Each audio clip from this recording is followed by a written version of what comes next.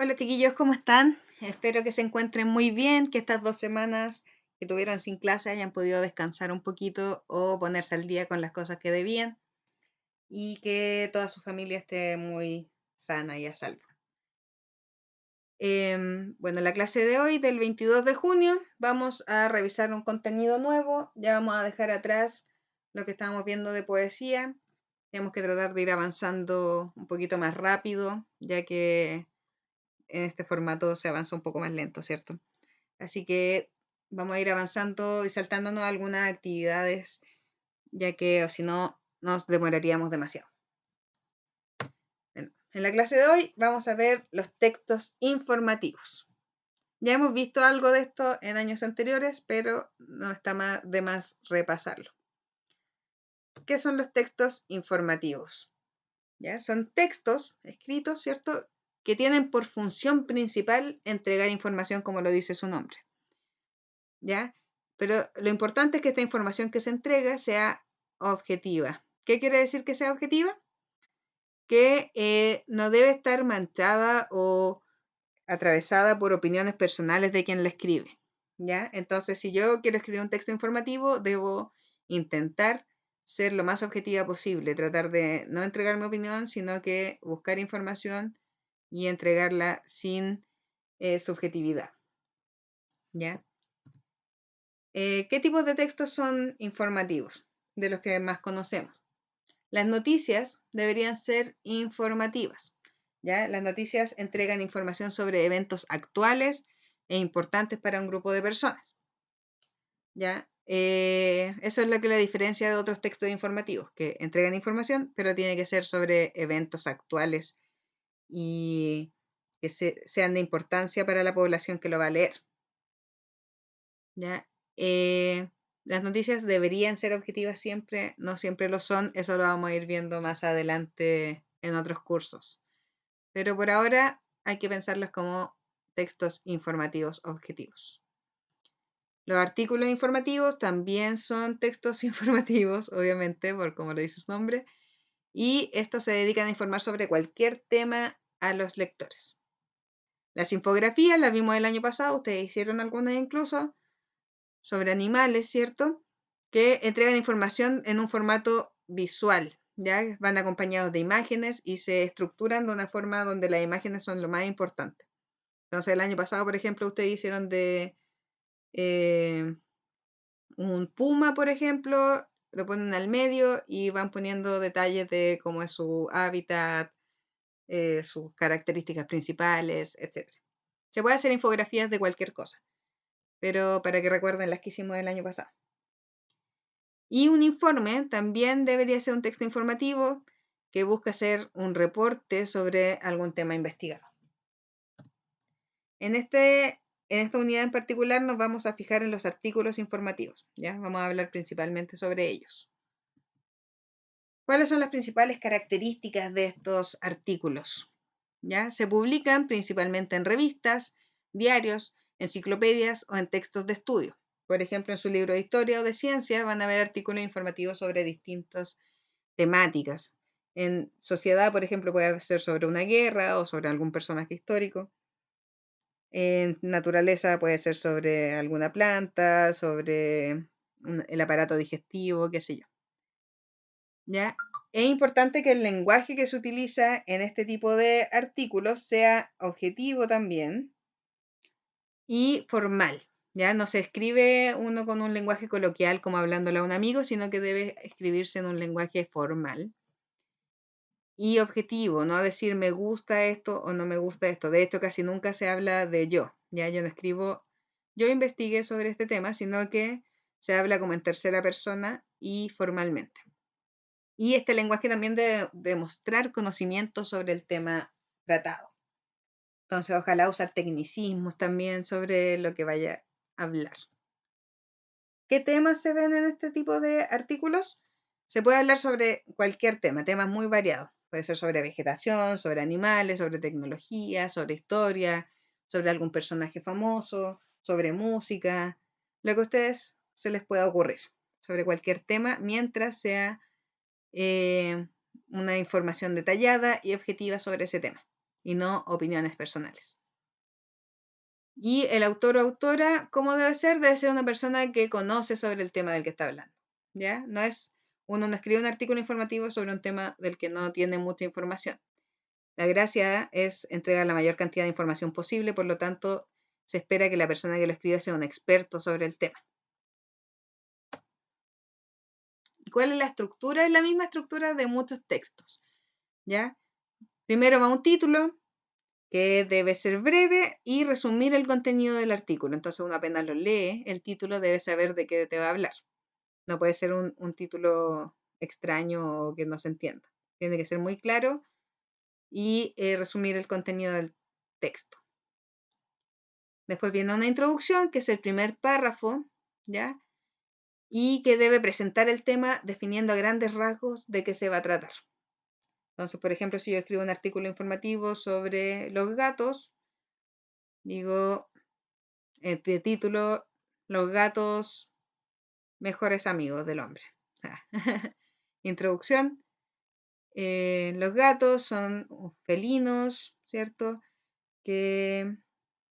Felinos domésticos que han sido domesticados por los seres humanos desde Egipto en adelante. No sé, algo así. Y luego el desarrollo es la parte más extensa, ¿cierto? Del artículo, la más larga, y se trata de varios párrafos. Y aquí debemos ampliar el tema, explicar distintas informaciones sobre el tema. Entonces, si yo estoy hablando de los gatos, puedo explicar cuál es el hábitat, cuántos años viven generalmente, de qué se alimentan, etcétera. ¿Ya? Cualquier información que yo sepa sobre el tema. En este apartado se usan datos, descripciones, ejemplos, entre otros. También es muy útil el uso de recursos gráficos, ya, o sea, usar imágenes, ya sea fotografías de lo que estoy hablando o algún gráfico, cualquier cosa que me pueda ayudar a entregar de mejor manera la información.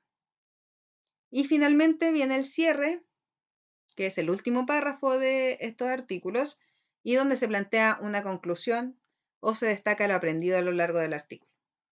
¿Ya? Entonces es una estructura bastante simple, pero que es importante ir siguiendo. Es importante introducir el tema, presentarlo bien y después desarrollarlo con la mayor cantidad de detalles posible, entregando la mayor cantidad de información posible. Ya, va a quedar de tarea sobre este tema leer el texto que se llama La farmacia natural que esconde nuestra flora nativa, que está en la página 116 y 117, y luego responder las preguntas de la página 118 a la 121. Entre estas preguntas, la pregunta número 10 dice que se haga de a 3 personas, pero pueden perfectamente hacerlo ustedes solos, así que háganla solos. Y se trata principalmente de entender la diferencia entre un texto informativo y poesía, porque puede haber textos poéticos, ¿cierto?, que hablen sobre la naturaleza nativa chilena, pero su finalidad no es la misma que la de un artículo informativo, ya porque la poesía trata de expresar emociones o sentimientos que se puedan tener sobre esta temática. En cambio, el artículo informativo lo que trata de hacer es solo entregar información, ¿ya? Informar a las personas que leen de la mayor cantidad de detalles sobre este tema. Entonces, de eso se trata más o menos para que ustedes lo puedan resolver. Vamos a ver un segundo tema en esta clase, ya que era bastante cortito y simple lo de los artículos informativos, y ustedes son niños muy inteligentes. Y esto también es súper fácil y también creo que lo repasamos un poco el año pasado. Pues se trata de sinónimos, hipónimos e hiperónimos, ¿ya? Ahora vamos a ver de qué se trata cada uno. Los sinónimos, que creo que ustedes deben conocer, ¿cierto? Son palabras que tienen significados similares o equivalentes a otras. ¿Ya? Entonces son palabras distintas, pero que tienen significados similares como lindo y bonito. Los sinónimos siempre son de la misma categoría gramatical: sustantivos, adjetivos, verbos o adverbios. Por ejemplo, bonito es un adjetivo, ¿cierto? Que es como una palabra que uno usa para describir algo. Y lindo también es un adjetivo. ¿Ya? Eso. Es importante recordar, ¿ya?, que el que sean equivalentes significa que uno puede reemplazar una palabra con otra. Y esto es importante al momento de escribir porque a veces uno repite mucho una misma palabra en un texto y para crear buenos textos, ¿ya? Textos de calidad, es importante darle variedad a ese texto. Entonces, uno trata de no usar siempre la misma palabra.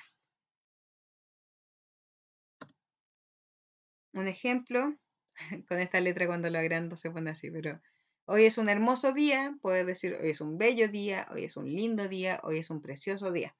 Son todos similares, ¿cierto? No tienen exactamente el mismo significado, pero sí muy, muy similar. Ahora, los hiperónimos y los hipónimos van juntos porque se relacionan directamente, ¿ya? Los hiperónimos son un término que puede entenderse como una categoría, ya que tiene otras palabras que lo conforman, y esos son los hipónimos. Con los ejemplos se va a entender mucho más claro. Ya, por ejemplo, el hiperónimo fruta tiene dentro de sí hipónimos: pera, manzana, frutilla, plátano, etc.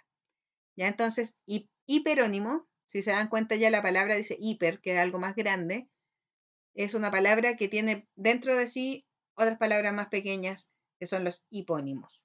¿Ya? También está el hiperónimo ropa, por ejemplo, que tiene hipónimos falda, polera, abrigo, pantalón, etc. O el hiperónimo deportes, que tiene dentro de sí a los hipónimos fútbol, patinaje, voleibol, lo que se le ocurra. ¿Ya?